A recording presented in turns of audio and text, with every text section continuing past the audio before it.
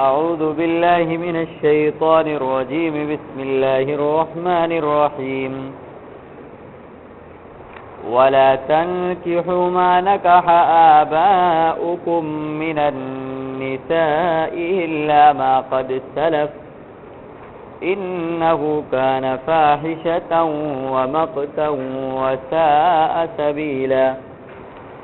حرمت عليكم أمهاتكم وبناتكم وأخواتكم وعماتكم وخالاتكم وبنات الأخ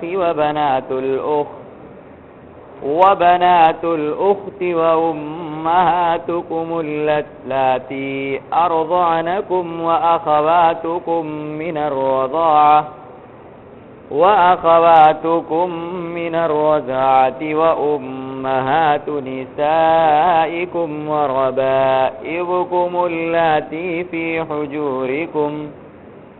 حجوركم من نسائكم اللاتي دخلتم بهن فإن لم تكونوا دخلتم بهن فلا جناح عليكم وحلائل أبنائكم الذين من أصلابكم وأن تجمعوا بين الأختين إلا ما قد سلف إن الله كان غفورا رحيما. صدق اللہ. ترجمہ دیکھیے پہلے.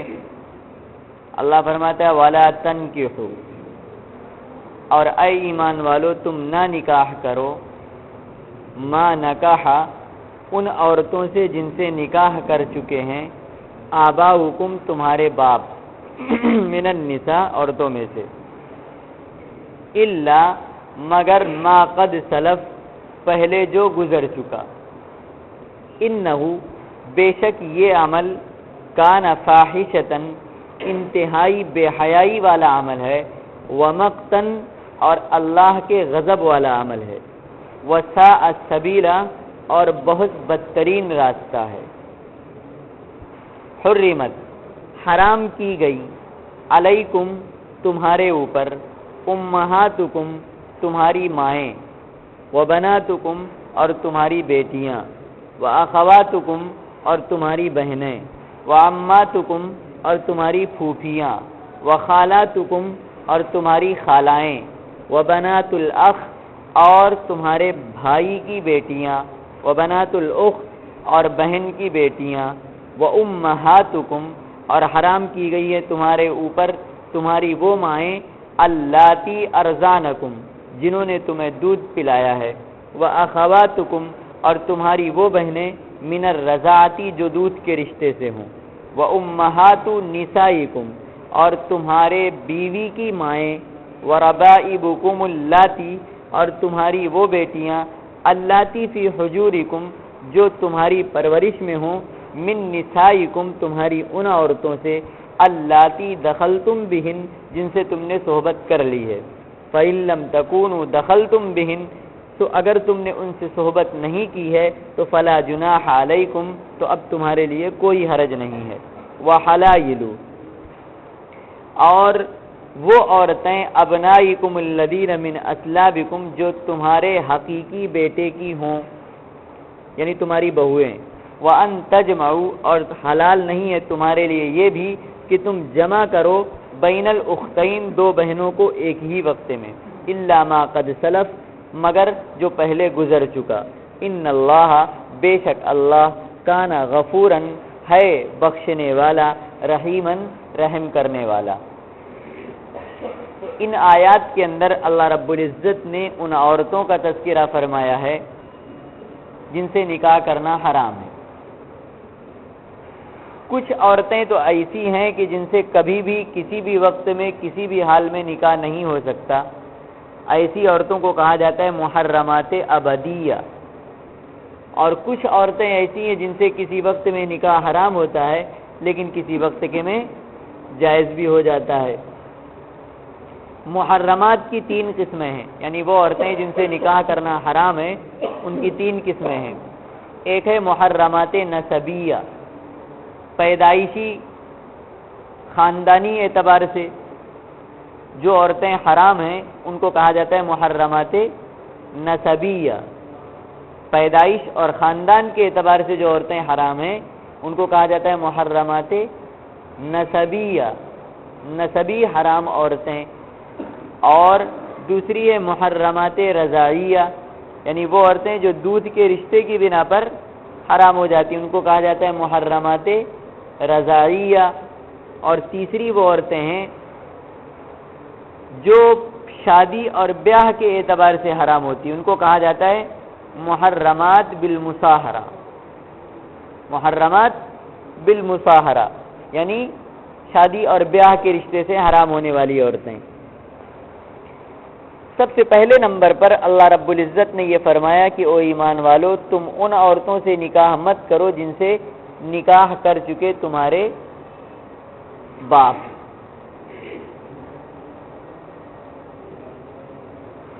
ان عورتوں سے نکاح بالکلیہ اور قطعاً حرام ہے جن سے باپ نے نکاح کر لیا ہے. اور اللہ رب العزت نے ایسے عمل کو فرمایا کہ یہ انتہائی بے حیائی والا عمل ہے کہ جو عورت باپ کے نکاح میں رہی بیٹا اسے نکاح میں لے آئے. اور فرمایا اللہ کے غضب کو اتارنے والا یہ عمل ہے، اور انتہائی بد کرداری اور بد اخلاقی پر مبنی یہ عمل ہے کہ کوئی اپنی باپ کی بیوی سے نکاح کرے. زمانے جاہلیت کے اندر جس طریقے سے اور بہت ظاہری دستور تھے انہی میں سے ایک امر یہ بھی تھا کہ بیٹا جو تھا وہ باپ کے نکاح کے بعد، باپ کے انتقال کے بعد کیا کر لیتا تھا؟ ماں سے بھی نکاح کر لیتا تھا. اللہ رب العزت نے فرمایا یہ بدترین قسم کا بد اخلاقی اور کردار کے انتہائی درجے کے گھٹیا ہونے والا عمل ہے کہ کوئی اپنی ماں سے نکاح کرے. سمجھ میں آ رہی کہ نہیں آ رہی بات؟ اور اس پر اللہ کے نبی علیہ الصلوۃ والسلام نے بڑی سخت تنبیہ فرمائی. چنانچہ حضرت برا ابن عازب رضی اللہ تعالیٰ عنہ کی روایت ہے مشکات شریف کے اندر کہ حضرت ابو بردہ ابن نیار رضی اللہ عنہ کو اللہ کے نبی علیہ الصلوۃ والسلام نے ایک شخص کو قتل کر دینے کے لیے بھیجا جس کے بارے میں اطلاع ملی کہ اس نے اپنے باپ کی منکوحہ سے نکاح کر لیا ہے. تو اللہ کے نبی نے فرمایا جاؤ اس کی گردن لے کر آؤ، اس کے علاوہ اور کوئی راستہ نہیں ہے. تو اس سے آپ سمجھ سکتے ہیں شریعت میں کتنا گھٹیا درجے کا یہ عمل ہے کہ کوئی اپنی باپ کی موتوہ سے نکاح کرے. اب دیکھیے اس کے اندر اللہ رب العزت نے اگلی آیت دیکھیے فرمایا حرمت علیکم امہاتکم، حرام کی گئی تمہارے اوپر تمہاری مائیں، باپ کی بیوی. اس کے اندر کوئی قید نہیں لگی ہوئی ہے، صرف آیا ماں، باپ نے جس سے نکاح کر لیا ہے. صرف محض نکاح ہو جانا یہ حرام ہونے کے لیے کافی ہے، چاہے باپ نے اس سے صحبت کی ہو یا نہ کی ہو. سمجھ میں آ رہی کہ نہیں آ رہی بات؟ جس عورت سے باپ کا نکاح ہو چکا چاہے باپ نے صحبت کی ہو یا نہ کی ہو، صرف نکاح ہوتے ہی وہ عورت ہمیشہ ہمیش کے لیے بیٹے پر حرام ہے. سمجھ میں آ رہی کہ نہیں آ رہی بات؟ اور اسی ماں کے اندر دادیاں بھی آ گئیں، پر دادیاں بھی آ گئیں، نانیاں بھی آ گئیں اور پر نانیاں بھی آ گئیں، اور اس سے نیچے چلے جائیے اور اس سے اوپر چلے جائیے. ساری دادیاں اور ساری نانیاں بھی اسی ماں کے حکم میں شامل ہیں. جس طریقے سے ماں سے نکاح حرام ہے اسی طریقے سے دادیوں اور نانیوں سے بھی کیا ہے؟ نکاح حرام ہے. یہ سب کے سب اسی کے اندر داخل ہیں. کس کے اندر؟ ماں کے اندر. سمجھ میں آ رہی کہ نہیں آ رہی بات؟ سب ماں کے اندر داخل ہیں. دوسرا لفظ کیا استعمال ہوا؟ وَأُمَّهَاتُكُمْ کے بعد کیا ہے؟ وَبَنَاتُكُمْ. بنات جو ہے یہ جمع ہے بنت کی، بنت کے معنی آتے ہیں لڑکی، اسی کی جمع آتا ہے بنات. تو فرمایا وَبَنَاتُكُمْ، اور تمہارے لیے حرام ہیں، حرام کی گئی ہیں تمہاری بیٹیاں. اب اس بیٹی کے اندر حقیقی بیٹی بھی آ گئی، آپ کی حقیقی بیٹی بھی آ گئی جو سلبی جس کو کہا جاتا ہے، اور بیٹیوں کے اندر بیٹی کی بیٹی بھی آ گئی، اور بیٹی کی بیٹی کی بیٹی بھی آ گئی، نیچے تک چلے جائیے، وہ سب کے سب اس بیٹیوں کے اندر داخل ہیں. اسی طریقے سے بیٹی اور بیٹے کی بیٹی، پھر بیٹے کی بیٹی کی بیٹی، ایسے نیچے تک چلے جائیے، یہ سب کے سب بیٹیوں کے اندر داخل ہیں۔ سمجھ میں آ رہی کہ نہیں آ رہی بات؟ تو سلبی بیٹی اور اسی طریقے سے بیٹی کی بیٹی کیا ہوگی؟ وہ سب کے سب اس کے اندر داخل ہیں، اور بیٹے کی اولادیں یعنی لڑکیاں وہ سب اس کے اندر داخل ہیں۔ بیٹیوں کے اندر ان سے کسی بھی قسم کا نکاح نہیں ہو سکتا ہے۔ جس کے اندر پوتی، پڑ پوتی، نواسی، پڑ نواسی، ان سب سے نکاح کرنا حرام ہے۔ البتہ وہ لڑکی جو دوسرے شوہر سے ہو، اس کے بارے میں تفصیل اگلی آیت کے اندر آ رہی ہے، تھوڑا سا آگے اس کی تفصیل وہاں سمجھ لیجئے گا۔ تیسرا جملہ کیا ہے؟ وَأَخَوَاتُكُمْ، اخوات جمع ہے اخت کی، اخت کے معنی آتے ہیں بہن، اسی کی جمع ہے اخوات۔ اور حرام کی گئی ہیں تمہارے اوپر تمہاری بہنیں۔ ان بہنوں کے اندر ایک تو وہ ہوتی جو حقیقی بہن ہو، یعنی ماں باپ دونوں کے ایک ہوں، آپ کے بھی ماں اور باپ وہی ہیں، اس لڑکی کے بھی ماں اور باپ وہی ہے، وہ حقیقی بہن ہوئی۔ دوسرے یہ باپ دونوں کا ایک ہے، ماں الگ الگ ہیں، ایسی بہنوں کو کہا جاتا ہے اللاتی بہن۔ ماں دونوں کی ایک ہے، باپ الگ الگ ہیں، ایسے بہنوں کو کہا جاتا ہے اخیافی بہنیں۔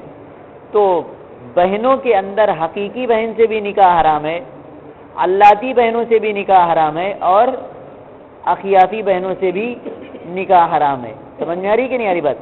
ساری بہنیں اس کے اندر آ گئیں، کس کے اندر؟ اخوات کے اندر،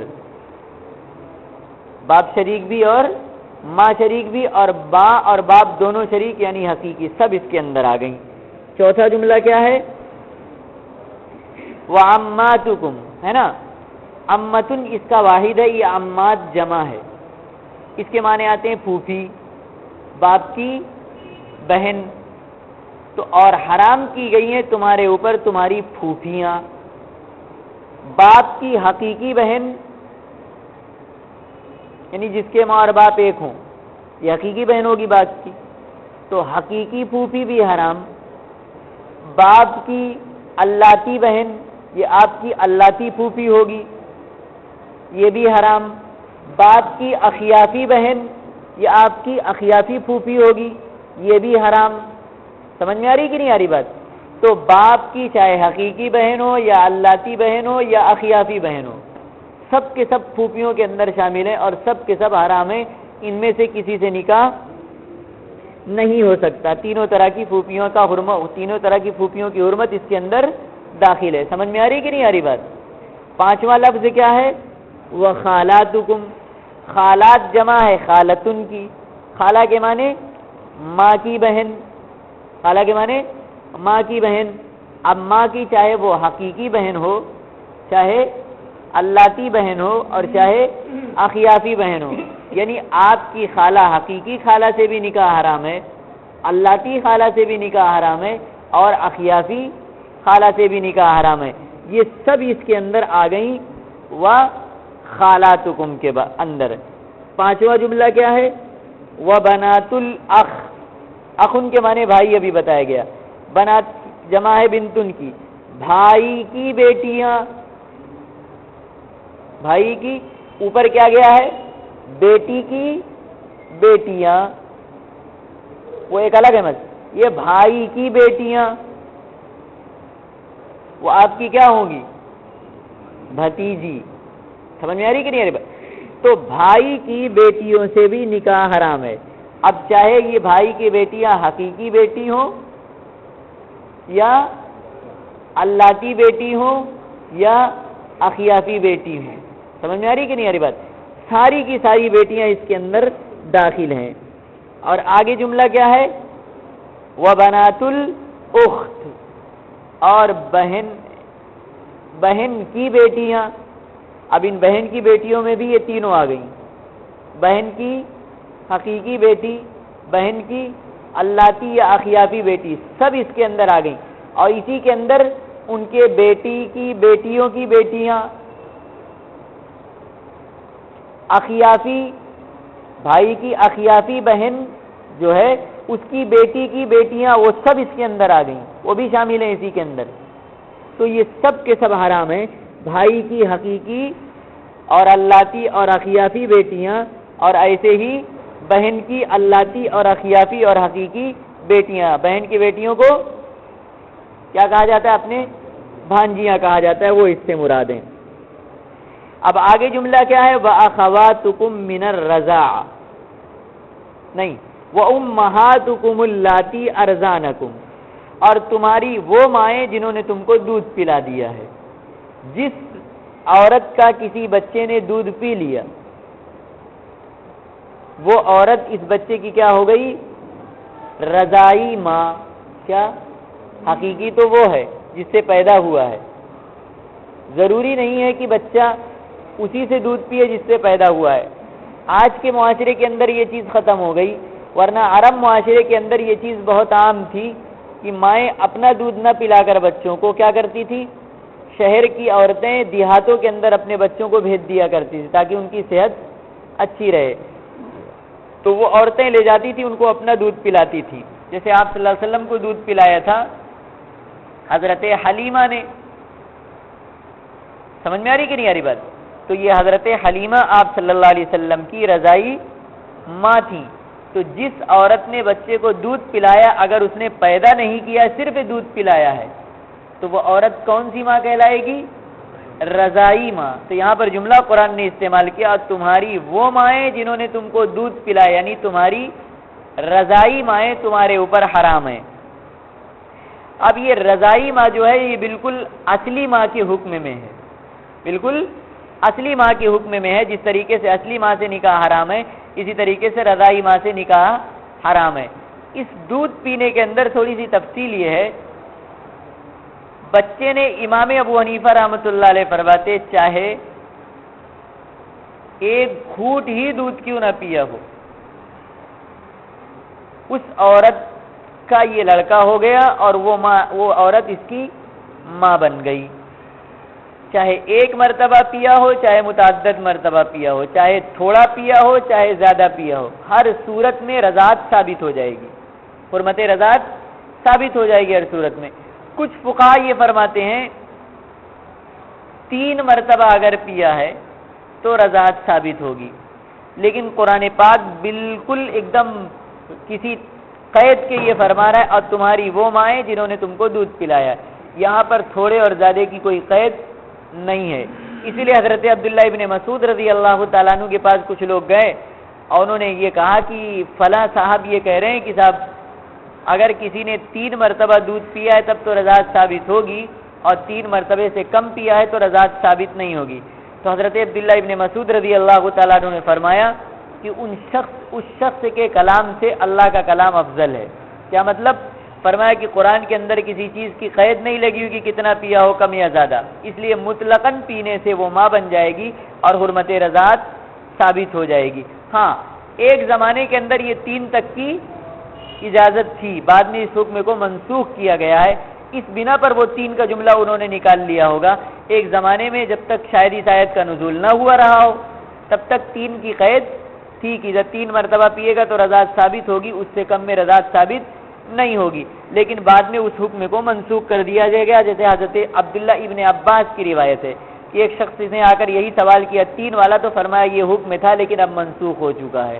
سمجھ میں آ رہی کہ نہیں آ رہی بات؟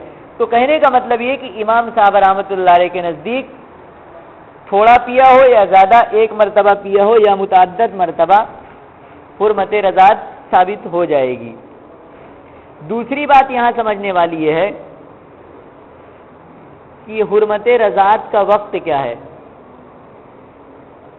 امام صاحب رحمۃ اللہ علیہ فرماتے ہیں 2.5 سال، پیدائش کے دن سے لے کر 2.5 سال کی عمر جس دن ہو اس دن تک اگر کسی بچے نے کسی عورت کا تھوڑا بھی دودھ پی لیا تو حرمت رضاعت ثابت ہو جائے گی. امام ابو یوسف اور امام محمد رحمۃ اللہ علیہ، ایسے امام شافعی، امام مالک، امام احمد ابن حنبل رحمۃ اللہ علیہ اور دوسرے اور بھی فقہا یہ فرماتے ہیں کہ حرمت رضاعت کے لیے 2 سال ہے. پیدائش جس دن ہوئی ہے اس دن سے لے کر جس دن 2 سال پورا ہو رہا ہے، اس دن کے اندر اگر کسی نے کسی عورت کا دودھ پی لیا تو وہ اس کی ماں بن گئی. اب اگر 2 سال کے بعد کوئی پیتا ہے تو رضاعت کی مدت ختم ہو گئی. اب 2 سال کے بعد اگر بچے نے دودھ پیا تو رضاعت ثابت نہیں ہوگی, وہ اس کی ماں نہیں بنے گی. سمجھ میں آ رہی کہ نہیں آ رہی بات؟ اور یہی 2 سال کے جو قول ہے اسی کے اوپر امام محمد رحمۃ اللہ علیہ نے فتویٰ بھی دیا ہے, اور آج جو ہے 2 سال پر ہی فتویٰ اندلانات بھی دیا جاتا ہے. اور امام شافعی, امام احمد بن حنبل اور امام مالک کا تو یہی قول ہے 2 سال. تو آج راجح جو قرار دیا گیا ہے مدت رضاعت کو ثابت کرنے کے لیے, وہ کیا مدت ہے؟ 2 سال. پیدائش کے دن سے لے کر جس دن 2 سال ہو رہا ہے اس دن تک اگر کسی بچے نے کسی عورت کا دودھ پی لیا تو وہ اس کی ماں بن گئی رضائی, اور یہ اس کا بیٹا بن گیا رضائی. اور اگر اس کے بعد کسی نے پیا تو رضاعت ثابت نہیں ہوگی. سمجھ میں آ رہی کہ نہیں آ رہی بات؟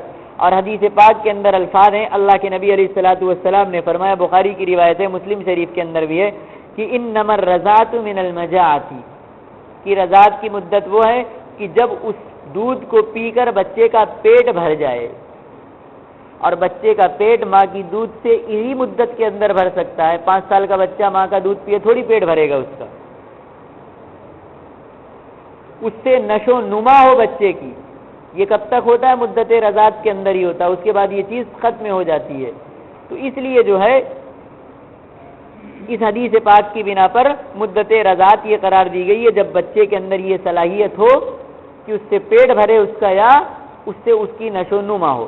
اچھا, امام ابو حنیفہ رحمۃ اللہ نے 2.5 سال کیوں مراد لیا؟ قرآن پاک میں ہے الا والوالدات یرضین اولادہن حولین کاملین لمن اراد ان یتم الرضاعہ, اور مائیں اپنے بچوں کو 2 سال مکمل دودھ پلائیں اگر وہ رضاعت کی مدت کو پورا کرنا چاہتی ہیں تو. یہاں 2 سال کی مکمل, تو امام صاحب نے 2.5 سال کیسے مراد لے لیا؟ اصل میں قرآن پاک کی ایک دوسری آیت ہے, وَحَمْلُهُ وَفِصَالُهُ 30 شَهْرًا,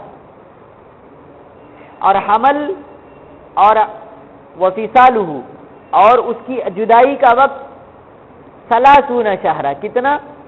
30 مہینہ ہے. یہ جو یہاں پر اس آیت کے اندر 30 مراد لیا نا, اس سے امام صاحب فرماتے ہیں کہ یہ 30 کی مدت جو بتلائی جا رہی, یہاں پر جا کر مدت رضاعت ختم ہو رہی ہے. اس آیت کی بنا پر امام صاحب نے 30 مہینہ مراد لیا ہے, 2.5 سال مراد لیا ہے. سمجھ میں آ رہی کہ نہیں آ رہی بات؟ تو ان کی دلیل قرآن پاک کی ہی ایک آیت ہے. بات سمجھ میں آئی؟ تو مدت رضاعت کا یہ حکم ہے کہ رضاعت کو ثابت کرنے کے لیے یہ مدت ہونی چاہیے جس کے اندر ایام رضاعت ثابت ہو. سمجھ میں آئی بات؟ اب آگے دیکھیے, وَأَخَوَاتُكُم مِّنَ الرَّضَاعَةِ, اور تمہاری رضائی بہنیں. رضائی بہن کون سی ہوگی؟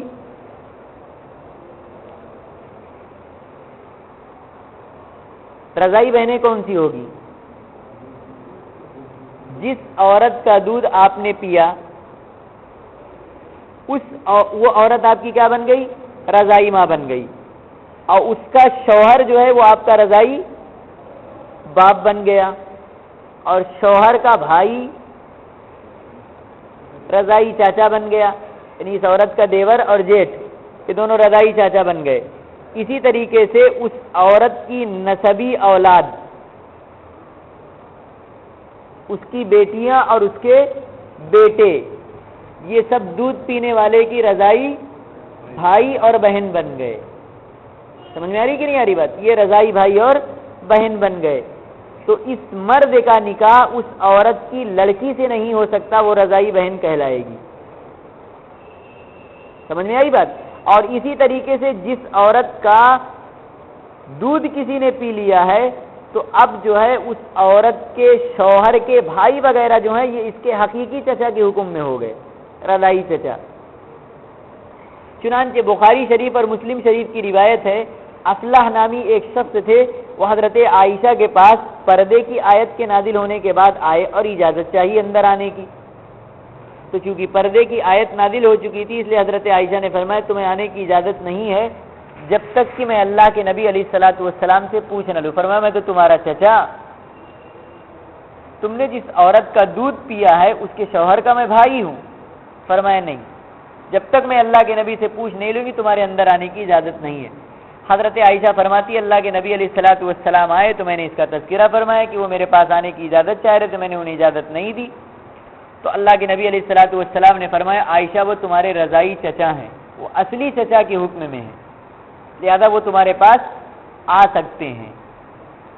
سمجھ میں آ رہی کہ نہیں آ رہی بات؟ تو حضرت عائشہ فرماتی کہ میں نے کہا یا رسول اللہ میں نے عورت کا دودھ پیا ہے، مرد کا دودھ تھوڑی پیا ہے، اور یہ بھائی تو اس مرد کا ہے، اس کے شوہر کا ہے، اس سے میرا کیا رشتہ؟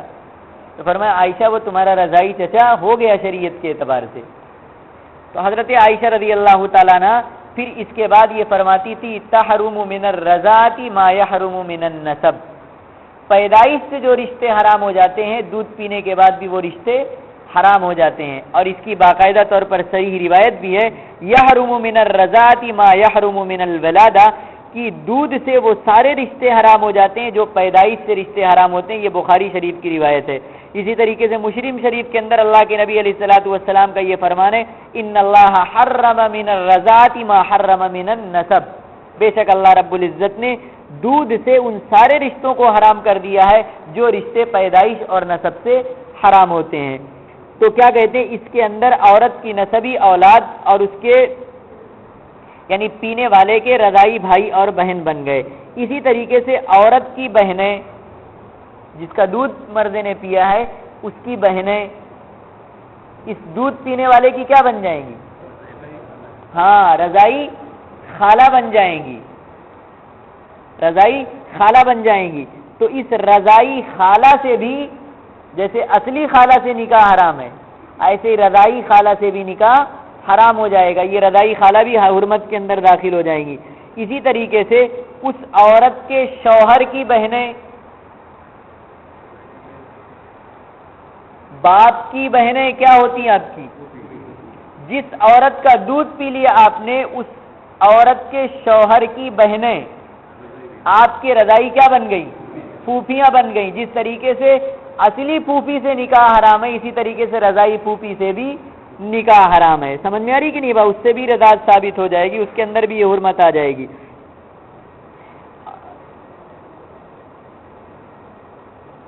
سمجھ میں آئی بات؟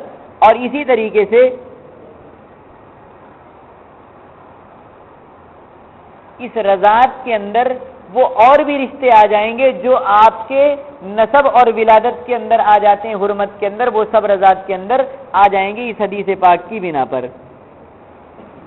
اب یہاں پر ایک مسئلہ اور سمجھ لیجئے، اگر ایک لڑکے اور لڑکی نے کسی عورت کا دودھ پیا تو ان دونوں کا آپس میں نکاح، ایک تو ہوتا ہے جس کا دودھ پیا اس کی بیٹی، اور ایک ہے میں نے مثلا کسی عورت کا دودھ پیا اور ایک کسی لڑکی نے اور دودھ پیا، وہ لڑکی اس کی لڑکی نہیں ہے جس نے دودھ پلایا بلکہ وہ کسی اور کی لڑکی ہے، تو ایک ساتھ جس بچے نے اور جس بچی نے اس عورت کا دودھ پی لیا یہ دونوں کا بھی رشتہ نہیں ہو سکتا۔ بات سمجھ میں آئی نہیں آئی؟ ایک تو جس کا دودھ پیا اس کی بیٹی ہو تو رضائی بہن بن گئی، لیکن وہ بھی رضائی بہن بن جائے گی کس کی؟ اس دودھ پینے والے کی، جس عورت کا دودھ اس نے پیا ہے اسی عورت کا دودھ اس لڑکی نے بھی پیا ہے، تو اب اس لڑکے اور لڑکی کا بھی رشتہ نہیں ہو سکتا، یہ بھی مسئلہ اسی کے اندر شامل ہے۔ سمجھ میں آئی بات؟ اسی طریقے سے رضائی بھائی اور رضائی بہن کی لڑکی سے بھی نکاح حرام ہے، رضائی بھائی کی لڑکی اور رضائی بہن کی لڑکیوں سے بھی نکاح حرام ہے۔ جس عورت کا دودھ آپ نے پیا اس کی بیٹی تو حرام ہی ہے، اس کے بیٹی کی بیٹیاں یہ بھی حرام ہے، اور اس کے بیٹے کی بیٹیاں یہ بھی حرام ہے آپ کے لیے۔ سمجھ میں آ رہی کہ نہیں آ رہی بات؟ یہ آپ کی گویا کی کیا بن گئی؟ وہ پیچھے جو آیا نا مسئلہ نسب کے اندر وہی اس کے اندر شامل ہو گئی، تو یہ بھی حرام ہے۔ ہاں یہ سب اس کے اندر شامل ہو جائیں گی، بھانجی اور بھتیجیوں کے اندر شامل ہو جائیں گی، اور رضائی بھتیجی اور رضائی بھانجیاں کہلائیں گی، ان سے بھی نکاح حرام ہو جائے گا۔ اسی طریقے سے ایک مسئلہ اور بھی اس کے ضمن میں کہ رضائی بھائی یا رضائی بہن کی نسبی ماں سے نکاح جائز ہے۔ جس عورت کا دودھ آپ نے پیا اسی عورت کا دودھ کسی لڑکی نے پی لیا، یہ آپ کی کیا بن گئی؟ رضائی بہن بن گئی۔ سمجھ میں آ رہی کہ نہیں؟ لیکن اس لڑکی کے ساتھ تو آپ کا نکاح نہیں ہو سکتا، لیکن اس لڑکی کی حقیقی ماں جو ہے اس کے ساتھ نکاح آپ کا جائز ہے، وہ رضائی ماں نہیں بنی۔ بات سمجھ میں آ رہی؟ جس عورت کا آپ نے دودھ پیا اس کی بیٹی نہیں، وہ کسی اور کی بیٹی تھی، لیکن دودھ اسی عورت کا اس نے پی لیا، تو یہ بیٹی لڑکی تو حرام ہو گئی آپ پر، لیکن اس کی نسبی ماں آپ پر حرام نہیں ہے۔ اسی طریقے سے اس کی نسبی بہن بھی حرام نہیں ہے، تو اس کا نسبی سارا رشتہ آپ کے لیے حلال رہے گا، بس صرف وہی لڑکی آپ کے لیے حرام ہوگی۔ سمجھ میں آ رہی کہ نہیں آ رہی بات؟ بات سمجھ میں آ گئی؟ مسئلہ سمجھ میں آ گیا؟ اس کے اندر اور بھی تفصیل ہے بھی، چلیے وہ انشاءاللہ کل رکھا جائے گا آپ کے سامنے۔ دعا فرمائیے اللہ قرآن پاک کی صحیح سمجھ نصیب فرمائے اور اس پر عمل کی توفیق عطا فرمائے۔ اللہم صلی علی سیدنا وشفیعنا وحبیبنا ومولانا محمد وعلی آل سیدنا ومولانا محمد وبارک وسلم۔ ربنا آتنا فی الدنیا حسنہ وفی الآخرۃ حسنۃ وقنا عذاب النار۔ اللہم احفظنا من کل بلاء الدنیا وعذاب الآخرہ۔ اہدنا الصراط المستقیم صراط الذین انعمت علیہم غیر المغضوب علیہم ولا الضالین۔ وصلی اللہ تعالی علی خیر خلقہ محمد وعلی آلہ واصحابہ اجمعین برحمتک یا ارحم الراحمین۔